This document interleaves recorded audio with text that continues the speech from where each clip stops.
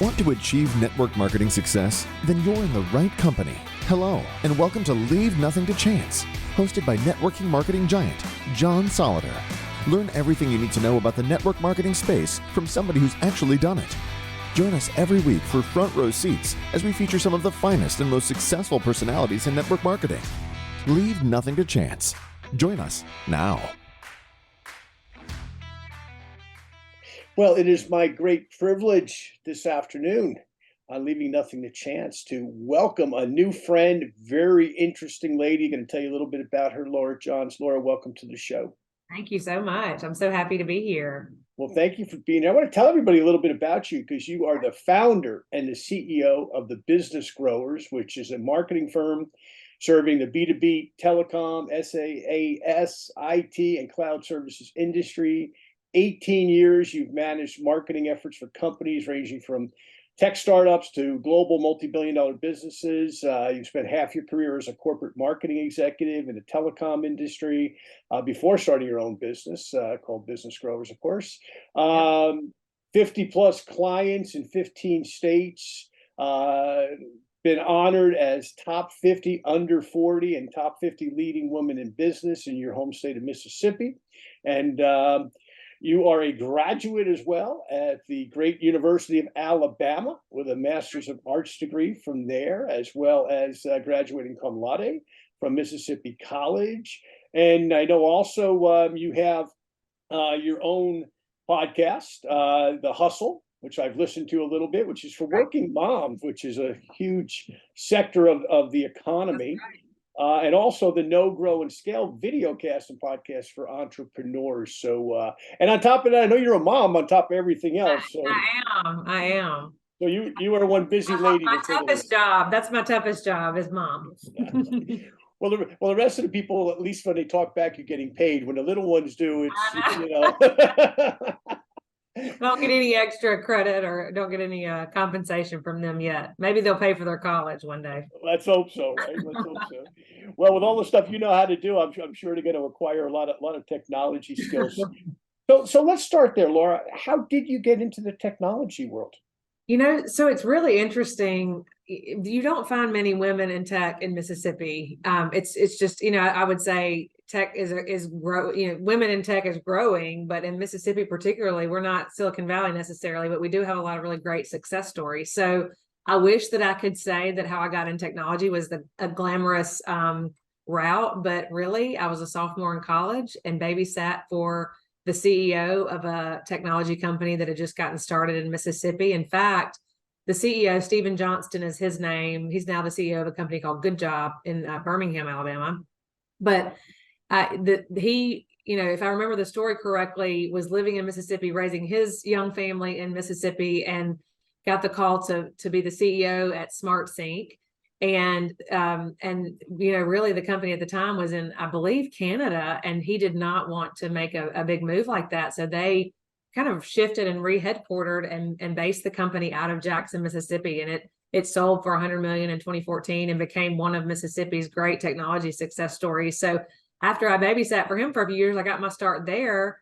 And as you know, when you get in an industry and start learning and growing in your own kind of learning the ropes in your own industry, then that really makes you more valuable, as far as knowledge is concerned. So I really just stayed in tech. I really enjoyed being able to take complex technology concepts and make them sound easy to digest and understand to their, target audience or target customer. So that became something that was really fun for me and I enjoyed. So I've been in tech ever since. And that was 2005 was when I started.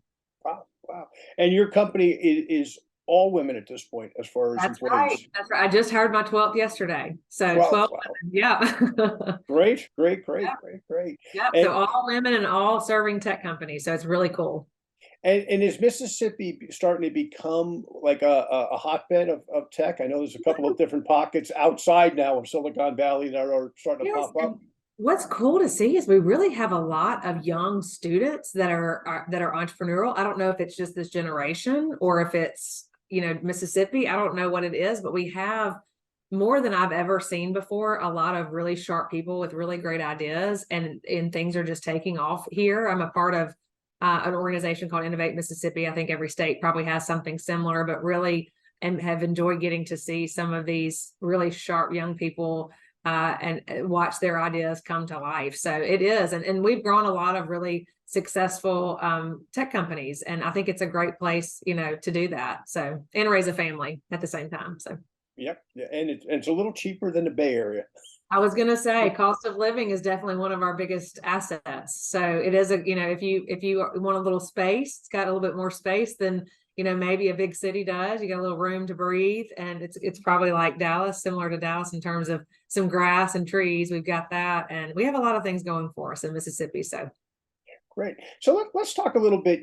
We talked about brand positioning the other day, and you had just a brilliant story. I would love for you to share that story. yeah, so the Business Growers is, of course, the name of my company, and I did not take naming my company lightly. In fact, when I was thinking about the name of the Business Growers, my first thought was, do I want to name it after me? And I realized, I don't really want to grow a brand that that requires me to be a part of every detail of it. I want to hire really smart people that can do that and help grow it. I don't want it to be named after me. So I knew my name, or John's, my last name is John's. I knew that anything like that was off the table. But around the time that I was thinking about starting my business, my mom actually came over, and I do not have a green thumb. She certainly does. And there was a house plant in my house that was dying, and I had noticed that it was dying, but had not taken the opportunity to do anything about it. And she took initiative to do that. So she looked inside the plant, and she said, Laura, this plant is root bound. And underneath, like inside the pot that my plant was in, had just a really convoluted, mess of roots that essentially were stifling the plant from growth. And that resonated with me so much. And, her, explaining to me that foundation, which is what you couldn't see, and maybe isn't the bloom or the pretty flashy part, that foundation was not healthy. And so the plant was not healthy. And that can really, you can think about that in your personal life, you can think about that in your professional life. But for me, that was when I thought, that one of the things that I feel like is most important, especially in a tech startup, a new business, is we, entrepreneurs and CEOs and leaders really get caught up in the flashy. And a lot of times those blooms on those plants, maybe that's the Google ad, or maybe it's the conference that you're speaking at, or some of these things that might be a little, flashier, or might actually be something that gets you a little bit more attention. Those things are fun, but really what is important is making sure that you have a healthy foundation. And so the Business Growers, kind of part of our mission, is to get organizations really healthy at their foundational level. That means things like meta tags on a website. That means things like SEO, making sure that your digital presence is really healthy so that you can build on that, instead of, really starting to do some of those flashier things, pointing back to a landing page or a website that's not healthy. It really can have a domino effect in your business if you don't have a healthy foundation. So that's where the Business Growers name came from. There's a plant and a leaf in my logo, and I feel really passionate about making sure that these organizations have the right foundation built.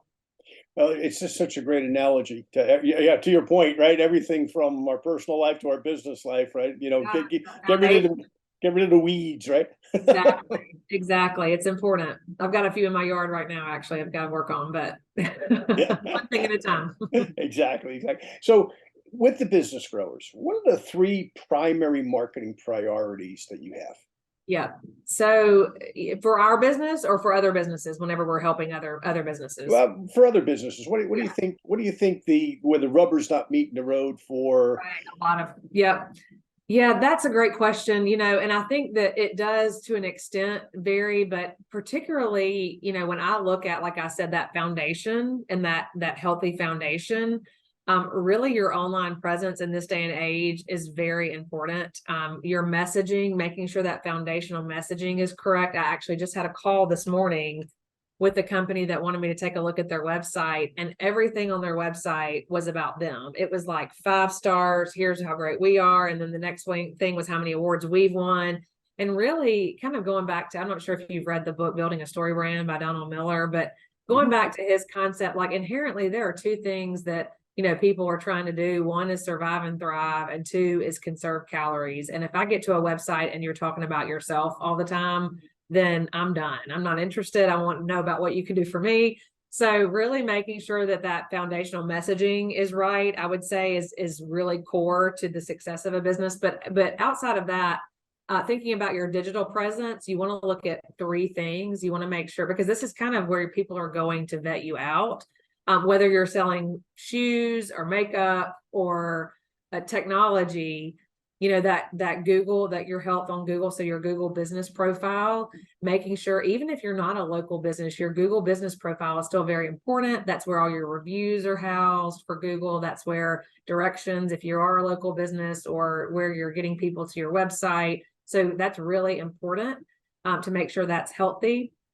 Also, making sure that your website it looks good with, mobile being, I think it's 80% or more people are looking at your website on mobile. So making sure that your website is, up to date and up to those mobile standards that, continuously change, but you want to make sure that's important.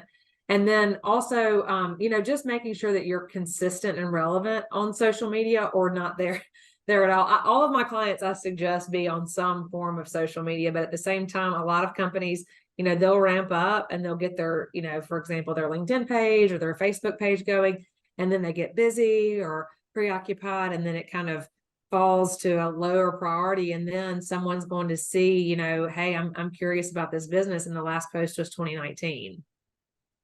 And that really doesn't say a whole lot about how you care for yourself, how relevant you are. So that's something that, I don't typically recommend not being on social media, but I would say maybe better to be not there than there and irrelevant. So I'd say, I don't know if that's good advice, but I'd say that's something that I like to make sure my clients know, is if it looks like you're outdated, then people will see you as an outdated brand. It's so true what you say, because there are times people will ask me to look at stuff in my industry, and I'll look at their company's website or their personal website, and it's like, you haven't posted anything in 3 years. Right. Are you not interested That in tells doing me you business? don't care about, Yeah, exactly. yeah. Exactly. Discipline. Yeah. So let's talk about that a little bit, because a lot of our listeners are in the direct selling space, or they're small business owners, or they're just starting something. Or, of course, in this economy, a lot of people are starting a plan B on the side. They Right. teach school, they drive a truck, they work for somebody else 9 to 5 or whatever the hours are, and then Right. weekends and a couple nights a week they're starting something. Yeah. How do they start without a marketing team, where they're just kind of me? So Yeah. how do they get started? Yeah. There are a lot of things, and I think what trips up a lot of the solopreneurs, or, budding, starting entrepreneurs, what can really get in the way is us trying to do everything. And then we end up doing nothing of relevance, or nothing of, nothing substantial. So I would say, don't try to tackle it all. Do one thing at a time, and really focus on, those things that, you can do and that you can see through. So one of the things that I think is pretty underrated is engaging on social media. It doesn't, maybe it's 15 minutes a day, but maybe it's using your social media account, your business social media account, or your personal, if you're direct selling, you use that account to engage with people on social media directly, give somebody some encouragement, a comment. Don't sell, but spend time doing that. And that costs you nothing but a few minutes. Also kind of going back to that Google business profile, that's really important. If you're not a personal business, but you do have an actual business, LLC or whatever, maybe it's brick and mortar, maybe it's not, having that Google business profile is something you can do. You can control. You just go to business.google.com. You can set it up. There are tons of YouTube tutorials out there on it, and getting your Google My Business or Google business profile, they renamed it, excuse me. Getting that set up is really important to kind of lay that foundation. And that's also where you can drive people to leave reviews, which is really important. So those are just three little things with no budget that just cost you your time. There are a lot of resources that, I could provide you a link to my website. There are some resources that are out there, like Canva and things like that are great resources for, design and things like that you can do on budget. But specifically things that just take your time would be getting your Google business profile set up so you can direct reviews there, and then making sure that you engage with your audience on social media if you are on social media. Those are quick tips, but important. Well, if you can share that link at the end, because in the show notes, they'll notarize everything for us. Yeah. Okay. So people can not only hear you say it, but they can also go and, take it off and Absolutely. stick it on Absolutely. their phone. So let's definitely share that as we get to the end here. Let's talk a little bit about branding, because, we had a fascinating conversation. And as we speak, we're watching a major company, okay, that didn't know their customer. They did an ad that was contrary to, who was taking their product. And of course, we're talking about Bud Light. And whatever your opinion is, we're not casting judgment one way or another. But at the end of the day, if your customer is a certain type of person and you do something offensive to them and you lose your customer base and you have to reinvent your customer base, it's a very difficult proposition. Talk to that, how important that is, that a company, whether you're a little tiny company or you're a humongous company, that you know who your customer is and how to take good care of them so they don't become somebody else's customer. Yes, that's really great. I think we get sometimes so caught up in all the flashy things that we forget that really what's most important is that low-hanging fruit, which are those people who are already buying from us, because if they like what we do, they'll buy more. And they're also our biggest advocates. I know there's a statistic, you probably know it, but how many people are going to say something negative about a brand? I think it's 12 times they'll complain if they had a bad experience, but to maybe 1 or 2 if they have a good experience. So you want to make sure that you're focusing on giving your customer a good experience and that you know who they are. And one of the things that I always encourage brands that I work with to do is really in those early stages, or wherever you are, really, it doesn't matter when you do it, but make sure that you're always checking in on your customer. Make sure that you're doing things like focus groups, roundtables, taking folks to lunch, and giving them, a free lunch for some feedback, especially if you have maybe a new product launch coming up, a new endeavor that you're trying to get some feedback on. I think the worst thing that we do, and we do it all the time, is ask everybody internally what they think we should do and then do it without asking any customers. Why would we not utilize our greatest asset, our customer, and pay for their lunch and bring them into a conversation and understand what they really want before we actually make a move. So I think we underestimate the power of our customer. So let's talk about that a little bit more, because you said a couple of things that have touched a nerve on my end and probably some of our listeners. So let's say you take that customer to lunch and you say to that customer, hey, thank you for buying XYZ product or brand or service from our company, where you really appreciate it, blah, blah, blah. And what if the customer says, well, let me give you some negative? Because sometimes we learn more about our brand, from a negative standpoint than we do somebody is telling us how great and wonderful we are. Well, that's great, but I'm really bringing you to tell me, what can we do better, I guess is the question, right?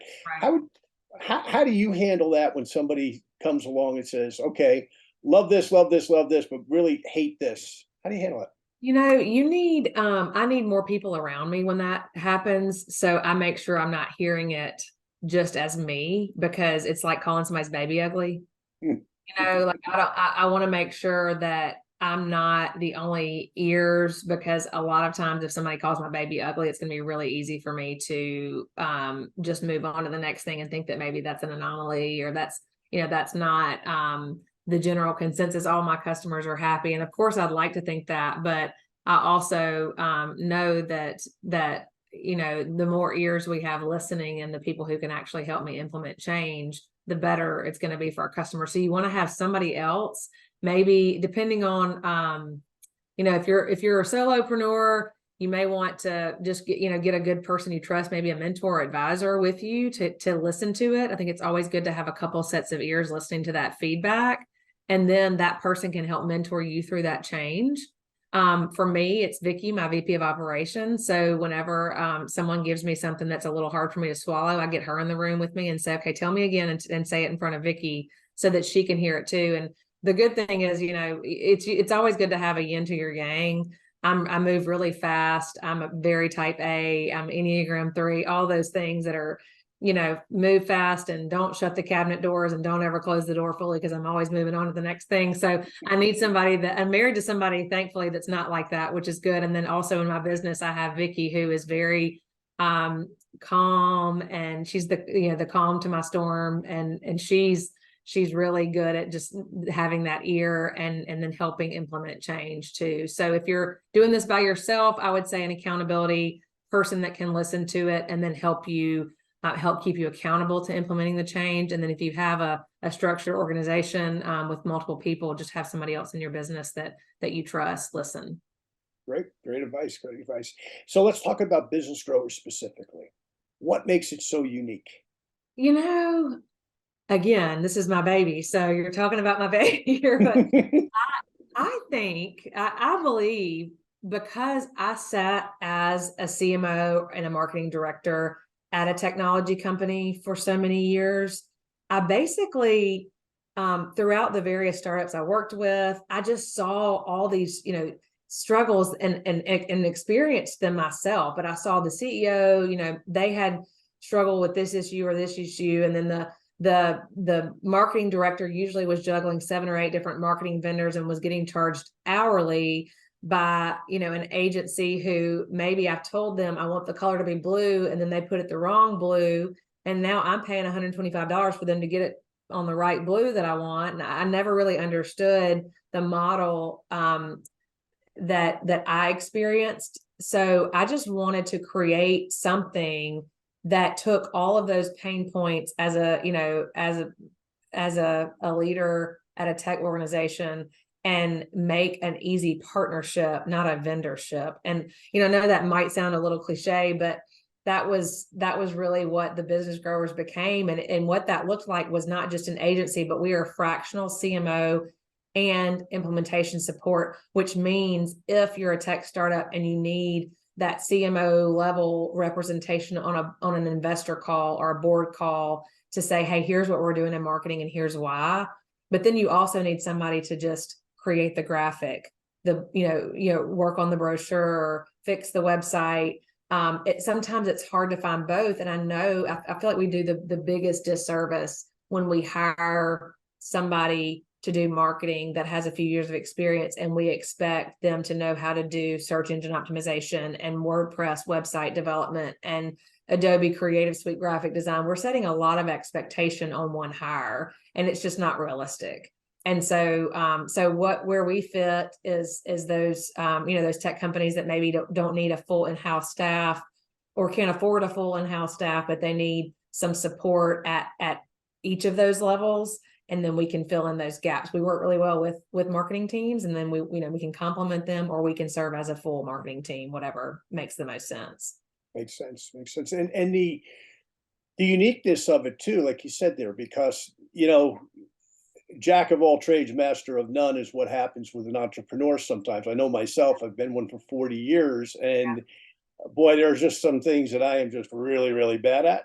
And as I've gotten older, I realized, hey, let me do what I really do well, which is, as my wife says, not much, but the couple things I do well. But where does the entrepreneur, because you deal with a lot of them, and obviously you're one yourself, but how do you coach an entrepreneur that you're working with, where you just say, you really create beautiful content, but your whatever is you're deficient at, without offending them, so they obviously want to continue to be a client and keep the relationship, right? Yeah. But you kind of tell them that the hard truths sometimes that exist in business that are that differential between a company becoming a great company, or at least a successful company, versus permanent potential, right? Like, wow, a lot of potential in that brand, but man, they're just not. And you can see it walking in from the outside that they can't see it themselves. How do you get that point across to them? Where, that I will say, in some regard, the data and analytics that you can get now online can tell the story for you. So you don't necessarily have to tell someone.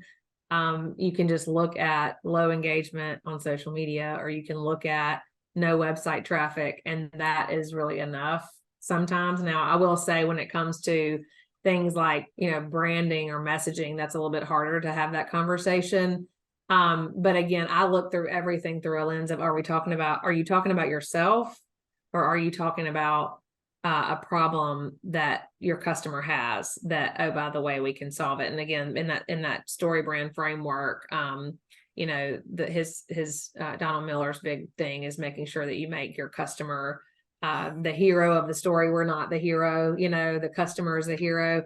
So, one easy way to do that is to remind them. So if you have let's just say you have a buddy that sells insurance, and every time your buddy that sells insurance wants to connect with you, you guys go out and have a beer or have a cup of coffee or whatever. And every time you go out to eat with them, he talks about himself and doesn't let you get a word in the whole time. How likely are you going to be to go back and have coffee or beer with him? Not very. So the same applies. This is actually, I would say, probably one of the number one problems that I see is that people set themselves up as the hero, and they don't understand they're doing their brand damage. That can be on social media. We're promoting ourselves. If I say I'm having a sale every day, nobody's going to believe that I actually really ever am going to have a sale. So, focusing on like educational content, or, things that are really going to bring value and benefit to your customer, free resources, things like that. That's a really good, I know that wasn't necessarily your question, but the more thing was, how do you have that hard conversation? And it's taken some time, but a lot of time the proof is in the pudding. Like, you're able to just show them, and then show them their competition and say, here, do you see this, how your level of engagement on social media, and then your competition. That's another great way to do it. Like the book Built to Last, for example. Yes. Kind of like that, where, boy, this company's good, but this other company's great. They're selling the same stuff, but how come these guys are great and how come you're really good? Right. That's the, like you were saying earlier, that's the ugly baby thing. Well, you're really good, the other guy's great. Well, how do I, or there was that movie years ago, way before, like when I was young, there was this movie about Tin Men that Richard Dreyfuss made, right? Yeah. You want your house to be the before or the after? Right. Exactly. So let's morph into something else here. We talked about this the other day a little bit. The economy is what it is, right? I mean, because of that, I think there's a lot of young people that are looking and saying, maybe I should work for myself. Maybe I should figure out something, right? Like, perfect example, when I started my current network marketing business, I started with one of these things, which a cassette tape. And my now 19-year-old son's in the garage a couple of years ago, and he comes in holding this in his hand, and he says, "Dad, what is this?" And of course, I start giving him the sales pitch about the content. And then he says, "I don't care about that. What is this?" He'd never seen one before. As opposed to his generation, right? Grew up with these things, right? Everybody had one of these in their hands. So because there's all of these tools in this gig economy and all the other words that are there, when you look at that, what would your advice be to that? Let's call it the 19 to 35 year age group of people that are saying, "Hey, I want to figure out something to do," whether it's whatever it is that they're passionate about, right? What's your advice to them? How do they proceed to take those steps like you did? You were in corporate America, you were successful, you were making a good living, and you said, "Hey, I can do this for me, and I can do this maybe better than my competition or would-be competition." How do you get there? What are the tools that you would suggest? The best, I would say one of the best resources you can utilize before you start are those people that you trust. Kind of going back to that conversation with your customer.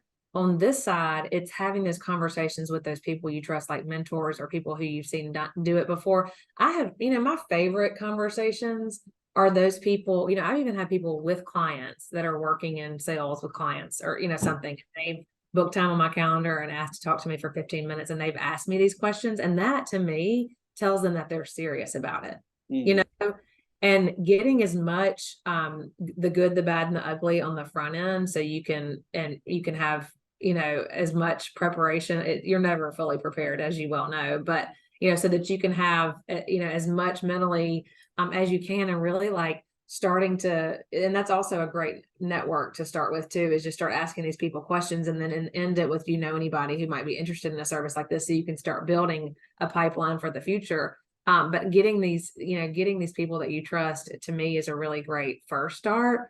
And then, I think about when I started this business, I knew very quickly, but really before I started this business, I was really honest with myself about what I wasn't good at, because I wanted to, as quickly as possible, fill in those gaps as soon as I could afford to. Now, at the beginning, you're having to do everything.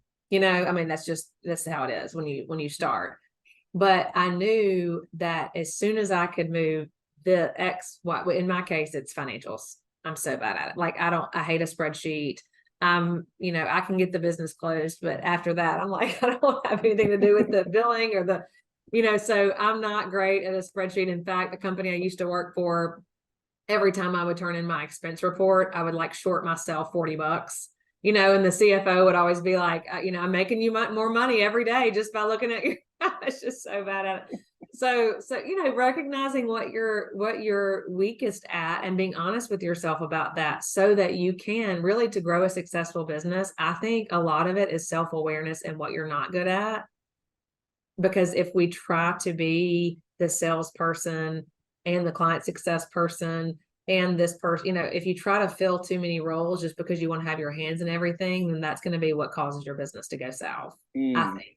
So really, making sure that you know up front, and then you have a priority list, like, what am I going to offload as quickly as possible so that I can do more of what I'm really good at? And sometimes as a founder, sometimes it's developing the product. Sometimes that's what you're really good at, and you don't want to do the sales or the marketing or any of that. Sometimes you're really good at the sales and you don't want to do the process, or you don't want to do the product. It just really depends on the founder. When you watch something like Shark Tank, right? Or there's a lot of spin-offs, of course, now too, but Shark Tank's still kind of the big one. When you watch something like that and you see the entrepreneurs take the carpet, and you say, wow, that person had a great idea, but they have no chance of making it because, what do you think the couple of becauses are, where a small business, somebody has a good idea, they have something that's attractive to the marketplace, but you just say that person will fail because, what are those couple of things that are those difference makers? That's a good question. I think sometimes this is just, very specific, but sometimes I notice that their products or services are too narrow. I mean, the audience is too narrow. And I think sometimes, not that there can't be a niche product, there certainly can be, but sometimes when you're getting something off the ground, it's very specific. You need to think about ways. Is there a way that I can broaden? And a lot of brands have done that really well. Like, you started a product for one particular audience, and then all of a sudden COVID hits and it's, a popular product for 10 new audiences because now everybody's at home. I don't have a specific example, but that they're out there. So I think about that. Also, I really feel like you see some of those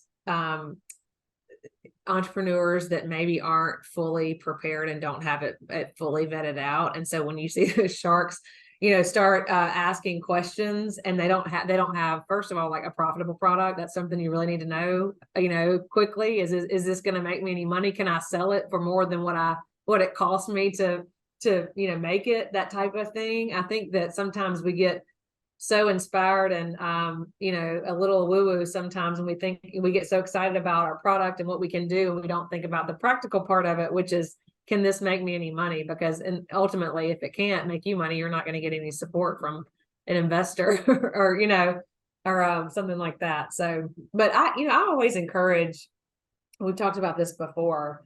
And I guess this would be more, I may be stealing a question that you're going to ask me, but this would be more, I guess, if I had advice to give an entrepreneur. One of the things I've been faced with as my business has grown, and that you certainly see on Shark Tank and things like that, is as you grow, you will have more opportunities to give some of your business away in exchange for capital. I mean, it's just, the way that it works. But sometimes I feel like we sell ourselves a little short in that we're quick to give away something that we've created, instead of just maybe taking the harder, it's kind of like the tortoise and the hare. Sometimes you need to go the fast route to meet your goal, which is fine. But sometimes you don't need anybody else's money, and you just, let's not get too excited about some dollar bills, and let's maybe just take a little bit longer and spend more time developing the product and that type of thing.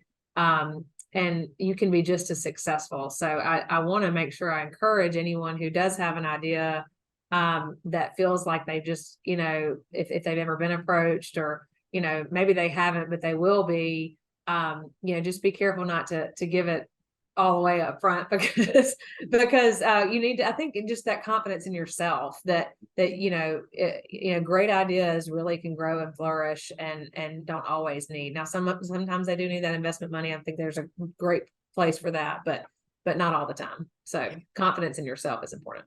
That is such sage advice, because I heard a story about Bill Gates when he was fairly young with Microsoft, that he had a meeting with Ross Perot, and Ross Perot at that time owned EDS here in Dallas. And I don't remember the figure, but it was a figure that if I was Bill Gates at 25 or whatever he was, I probably would have just said, "Hey, I'm gonna take the money. I mean, I'm gonna go have a great life here, and good luck. You go run this Microsoft thing and forget about it." But he chose not to take the money, obviously, and became, Bill Gates and all the success. But that's a big story. But you hear that all the time. Or somebody says, they take in investor money, and now all of a sudden they bought themselves a job where their vision was different, but now the money pushes them around. And love your thoughts on this, okay? And I didn't put this into questions, but I'll throw you a couple curveballs, Laura, because I know you can. So let's talk about public versus private, because that's a factor today too, where somebody has this nice small business, it's growing nicely, and they're making a living, their employees are making a living, et cetera, and all of a sudden the big money comes and says, "Hey, we'll take you public on the NASDAQ or whatever the exchanges then get you on." How do you wrestle with that decision? Because that's a huge decision. That could be a life-changing decision, but it also could be a decision where you wanted to go and do a very specific thing in the marketplace that was your vision, and all of a sudden the public money says, "Well, that's nice, you had that vision, but our vision is to make profit, and your vision is to save the whales, but saving the whales isn't going to make us the bottom line, and we got to answer to these people." How do you wrestle with that one? Yeah, I really think it depends on the business owner and their outcome. So like for me, I want to support my family and have flexibility to go to baseball games while I have a 6-year-old and a 3-year-old. We got a lot of baseball ahead of us, and that's really important to me. And we want to go to the beach and have fun. And, so those are my priorities right now. Now, in 10 years, that might change. In 20 years, that might change. But I think it really just depends on the business owner. I personally really get energized by the work of my team and what we're doing here. And like that actually brings me inspiration and energy. And so I think it really depends on, where the business owner is and the energy level and the, if you are at a point where you are no longer inspired by what you're doing and you are looking for, an outcome that can kind of get you removed in a way from that, maybe that's a perfect outcome, as long as you're no longer really wanting to control, the things that you used to be able to control. I think it just depends on the business owner and the season of life that you're in, I think. But big money really does sound great, but more money, more problems, I think is what Biggie Smalls said. So you got it doesn't necessarily always, it just really depends on your picture of success. But my priority, and I will say I started an LLC in a season when my oldest son, who's now 6, was 6 months old. And during that time, that was, I'd gone part-time with my previous full-time job just to move. We relocated for my husband's job. And that business that I started was strictly a goal of paying the bills. Mm-hmm. And kind of just like survival mode. That's really the only reason I have that business. That was okay for that season. That having a business to pay the bills is great. Now I have a business. I've started another business, the Business Growers. And this business is, I've set out a goal to empower women. So I also am, paying myself, which is great. But my objective now, I did not have any desire with that first business, had zero desire to hire anyone. I just wanted to have people paying me so that I could pay, but now it's a totally different mindset. I'm in a totally different place in life. I want, so I think that that's okay too, is even just in a short couple of years, the whole reason I have this business is a totally different reason, mindset, and plan than it was just a few years ago. Well, what you've done is remarkable, and the fact that you've got 12 people now working with you, right? You started this at your kitchen table or the equivalent there, and coffee shop. Yep. Yeah, and it's morphed in what for you is a long time, but if you step back and you looked back in, you'd say, well, not a long time. Yeah, But what a wonderful business that you've created, and you got 12 employees and growing, and 12 other sets of headaches, right? Because you got 12 people to deal with their problems and issues. Right. So let's wrap up on a couple of quick questions. Okay, yeah. Let's talk about women a little bit more, because my audience is a great many people obviously involved in the direct selling industry, which you're familiar with. I know we've discussed that. Our industry. What's your advice to women today at all ages? Why should a woman start their own business, be it direct selling or something else that they're interested in? Why is it such a great time for women to do that? Right. Well, for me personally, I'm not really competitive. I mean, in a way, I'm competitive with myself, and I'm competitive with words. Like, I don't really care if I win, if I'm running a race against you, but like mentally, I do, I will figure out a way to beat you. So it's more like I play mind games. But for me, I think it's there are a lot of people who are going to tell you can't. I've had a lot of, I've been shushed in meetings as a woman for a meeting. I've been, I've been asked to prepare the lunch or get the lunch in a room full of men.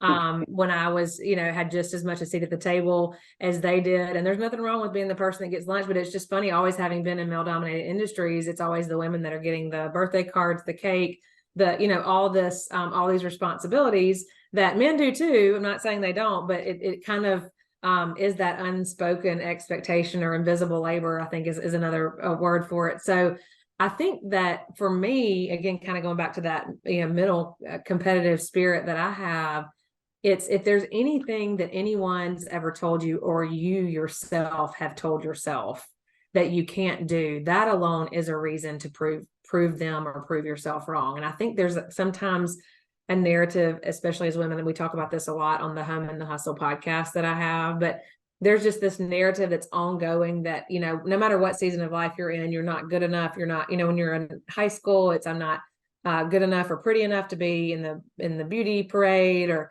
when you get a little older, it's, I'm not good enough to handle both work and the home.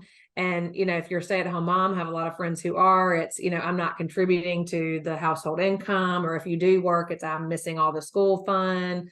And we're just by nature really hard on ourselves, no matter what season of life we're in. And my mom now at her age is beats herself up over missing things for her grandchildren. It's almost like it becomes this narrative of our lives, is that we're never good enough, or we can't quite get there. And we just need to let go of that. And I've had someone that's very important to me tell me in this season, why are you expecting the same things out of yourself? And for me, particularly, it was putting 3 meals a week on the table for my kids, cooking it myself. she asked me, she said, "Do you think they know where the spaghetti comes from?" Mhm.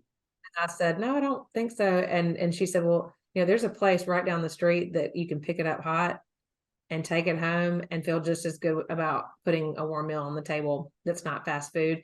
And so for this season right now, I'm doing that, or we're eating the hot dog maybe a little bit more than I would have liked 4 or 5 years ago, but it's just the way it is. So I think just, my encouragement to a woman who might be looking at starting her own business, or who is her, in her own business or direct selling, is just kind of release that expectation or that narrative in your head, and prove yourself wrong or prove them wrong, because it's an ongoing narrative. And if you don't learn to really combat that, it can eat you up inside, from what I've learned. So let's talk in kind of getting to the almost a wrap up point, because I could talk to you all day and bounce a million things off you, but I know you got 2 young kids to deal with. So I remember when mine were that age, it was like hockey practice and figure skating. So at least we went to a rink, but half the time it was rinks on the other end of town from the other kids. I don't know what we're going to do. I went left, my wife went right. I was going to say, thank God for my husband. And that's another point too, is that, when you are married and doing this, like, that support of that significant other is critical, especially for me right now. He's just as much. We had a long conversation before I started this business, because I knew that it was going to look like less time at home. I might not be doing pickup. They got out of school yesterday, and today we've got a day where they don't have anywhere to go, or they need haircuts. So there's a lot that you look at me and say you're successful, but really the big success is the man who I live with. So absolutely. Well, and the family that you guys are building, and that's right. Great. It's what it's really all about. It's family at the end of it. So let's talk a little bit real quick here, so everybody knows where to listen to your podcast. Yes. So you can actually go to thebusinessgrowers.com, and I have links to my podcast there. That might be easier, or you can look us up, the No Grow Scale podcast, on Spotify, Apple Podcasts, anywhere you listen. And the Home and the Hustle. We have taken a little break because we were both hustling pretty hard, but my friend Lauren and I have the Home and the Hustle podcast. There's a lot of really good, stories from working moms that are great to listen to. So I would encourage anyone to do that. Great. And then your other show, the No Grow Scale, that can be accessed through my website at thebusinessgrowers.com, the No Grow Scale podcast. Great. And then you were going to give a link earlier. Yes, I do. If you go to, I'm actually going to create one before this airs. So if you just go to thebusinessgrowers.com/leaving nothing, we will have some resources there for you, and we will have an opportunity, if you want to reach out to me, to do that as well. Great. Well, Laura, this has been a privilege, and continued tremendous success. Enjoy your summer with your kids and all of that. But it's just, I am so impressed by what you've done in really a fairly short period of time, being a market leader and employing people, and really living kind of the entrepreneurial dream there in beautiful Mississippi. So thank you again for being on the show. Thank you so much, John. I appreciate you having me. Well, anytime. And please come back, because I know you're going to continue to do some remarkable stuff. So I will. Absolutely. You always got an invitation. Thank you. Thank you for listening to this week's episode of Leave Nothing to Chance. If you want to know more about what it takes to succeed in the network marketing space, join us again next week for another amazing episode.